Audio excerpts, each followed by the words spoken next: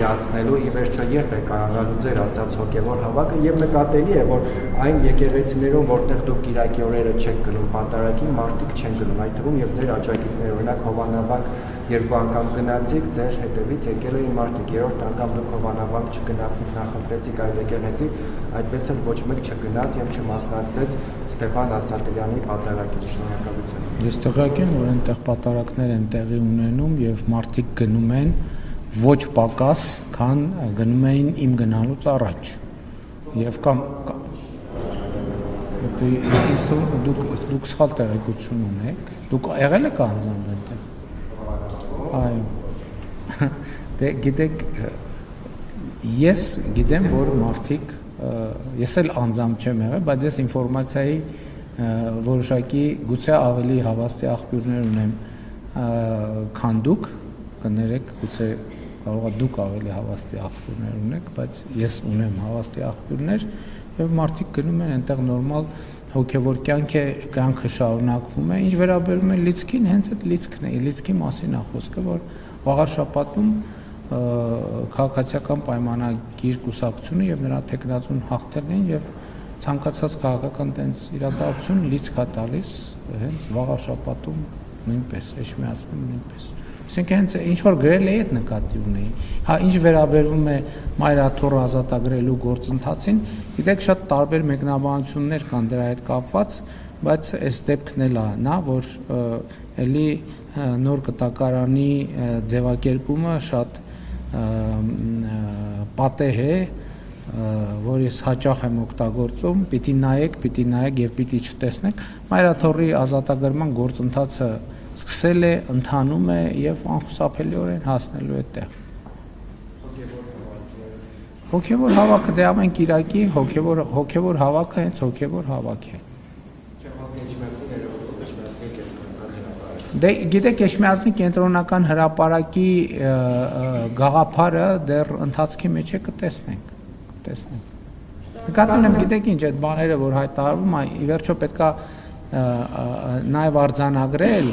որ դա նաև երկխոսություն է չէ հանրության հետ եւ նաև որոշակի այդ գաղափարին հաջորդում են ուրիշ գաղափարներ այդ գաղափարներին արձագանքելով մարդիկ ուրիշ առաջարկ են անում այսինքն ամեն ինչ տենց կարծրացած չի եւ ինքը ճկուն process է նկատի ունեմ այնպես չի որ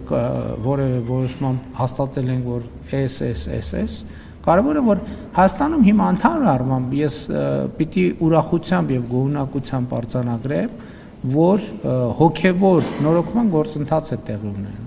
Ես ձեզ ուրիշ բան ասեմ, ես անձամբ մի քիչ այդ անձնական ընկալում է։ Ես ուրախ եմ առաջին հերթին նրա համար, որ իմ հոգեվոր կյանքը այսօր լիարժեք վերականգնվել է։ Որովհետեւ ես այսօր չեմ գնում պատարակների որպես վարչապետ, որ նստում են այնտեղ փողկապներով խիստ պատվիրակություններ, ես նա գնում եմ որպես հայաստանյան առաքելական եկեղեցու շարքային հետևորդ եւ ինձ պահում եմ, կարող եմ պահել, ես այն մյուս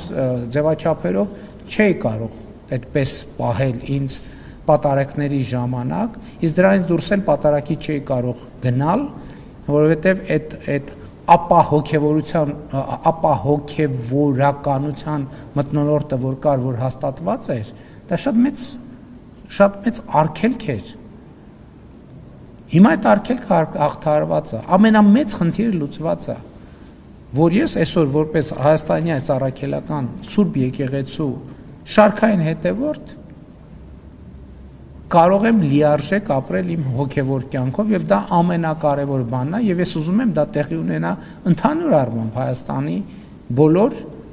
քաղաքացիների հետ ովքեր ունեն հոգևոր կյանք եւ իմիջիալոց երբ որ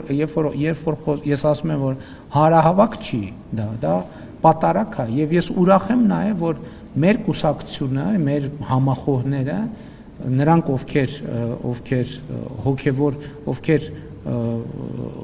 հոգևոր կյանք ունեն, նրանց հոգևոր կյանքն էլ է վերականգնվում։ Ի վերջո այդ ամեն ինչը բան չի, սա